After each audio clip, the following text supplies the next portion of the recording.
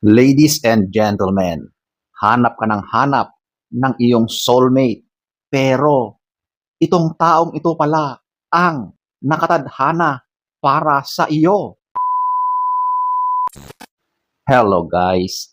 So, ang topic natin for today, eto, mga signs na ang iyong ex ay ang iyong soulmate. So, kung nakaka-relate ka, panoorin mo ito.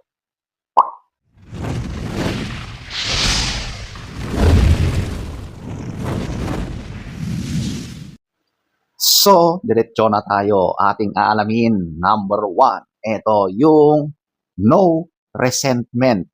Naghiwalay na kayo. Pero, bakit parang wala kang nararamdamang galit sa kanya? Wala kang ill feelings towards doon sa iyong ex? Di ba? Karamihan ng mga naghiwalay ay talagang isinusumpa nila yan. May sobrang galit na nararamdaman ng bawat isa. Pagkamuhi, lahat-lahat ng mga negatibong nararamdaman ay nandoon. Pero bakit sa'yo, bakit parang walang ganon? Meron pa ngang panghihinayang kang nararamdaman. Kumbaga, naghiwalay man kayo, sa bandang huli pala, ay magkakatuluyan pa rin kayo, magkakabalikan. Okay pa ang nararamdaman mo sa kanya. Wala kang galit, wala kang pagkamuhi. Sa halip ay parang gusto mo pa siyang makita. Naghiwalay pero namimiss, parang ganon. Oo, pero isang sign yan na siya pala ang iyong soulmate. Number 1. Number 2, ito yung unconditional acceptance. Maaring yung ex mo ay nagpaparamdam, nagpapahiwatig. Tapos ikaw ay tinatanggap mo naman yung kanyang mga advances sa iyo. Ang mga panliligaw niya ay tinatanggap mo. So ngayon, kung ano man yung mga nakaraan niyo, kung ano man yung mga masasamang nangyari sa inyo, sa mga nakaraan, nakalipas, ay tinatanggap mo. Ika nga, wala kang kondisyon na ibinibigay sa kanya. Basta ang gusto mong mangyari ay, halika na, ligawan mo ulit ako. Handa akong tanggapin ka. Oo, yun ang mga ipinapakita mo sa kanya. Kapag ganyan pala, ay kayo talaga ang itinadhana kasi naghiwalay na kayo. Bakit para kayong mga nagliligawan ulit na parang mga dalagat binata, nakilig sa mga pinaggagawa niyo, di ba? So, ladies and gentlemen, kapag ganyan, siya na pala ang iyong soulmate. Kumbaga, ang dami-dami niyong orasyon na pinaggagawa, ang dami-dami niyong mga kung ano-anong pinagdadaanan, pero at the end pala, siya rin pala yung magiging sayo. So, ladies and gentlemen, number 2. Number 3, strong emotional connection. So, naghiwalay na kayo, mag-ex na kayo, di ba?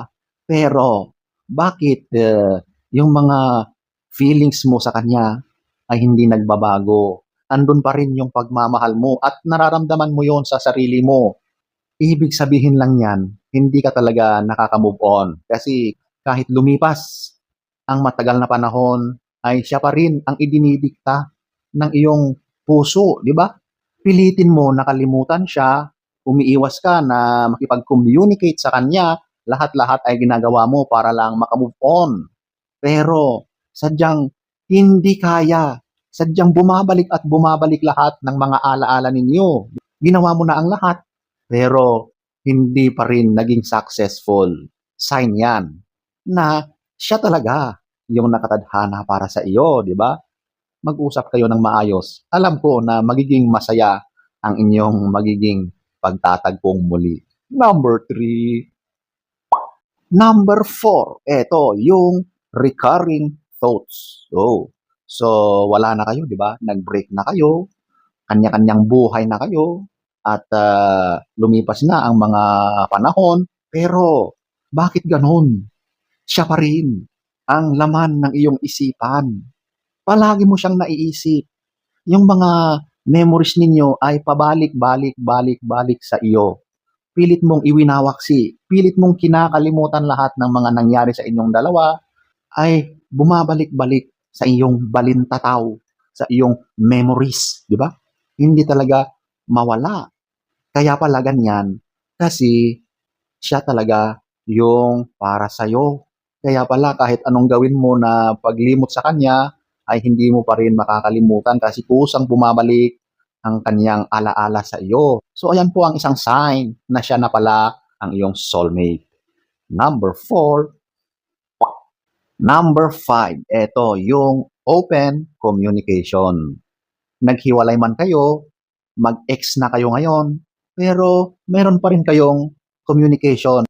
Maaring napag-usapan nyo na kayo ay maging magkaibigan na lang, friends, ganun. Pero tuwing nag-uusap kayo, bakit parang sobrang iba ang dating ng mga pag-uusap ninyo?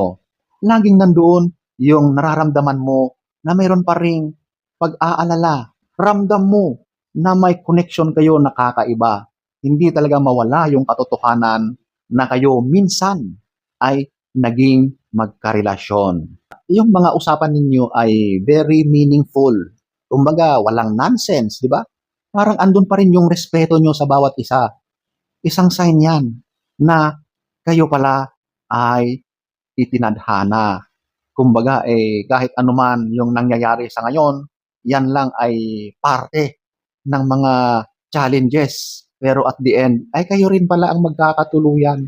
Number 5.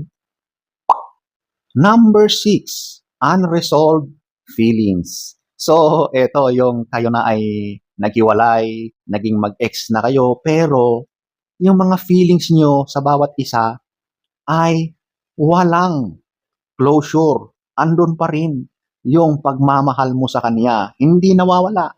Physically, ay wala na kayo. Hindi na kayo literal na magkarelasyon, but emotionally, nandoon yung connection. Yung pagmamahal mo sa kanya ay ganun pa rin. Hindi nagbabago. Lumipas man ang panahon, ay siya pa rin yung isinisigaw, idinidikta ng iyong puso.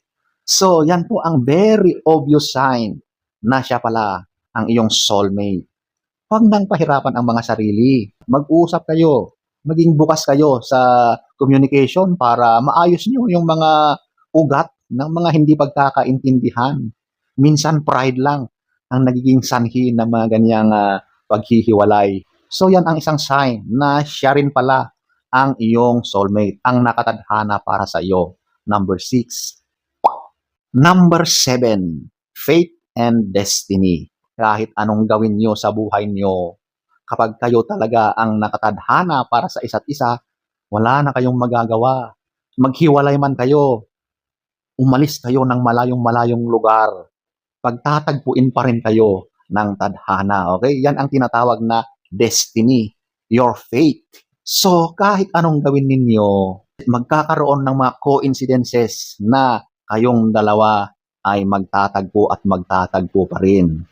Kasi ang mismong universe ang nagko-conspire para mangyari ang mga ganyang pagkakataon. So yung destiny mo, kahit takbuhan mo yan, iwanan mo, itakwil mo man yan, pero at the end ay andyan, kakatok at kakatok ulit yan sa harap mo.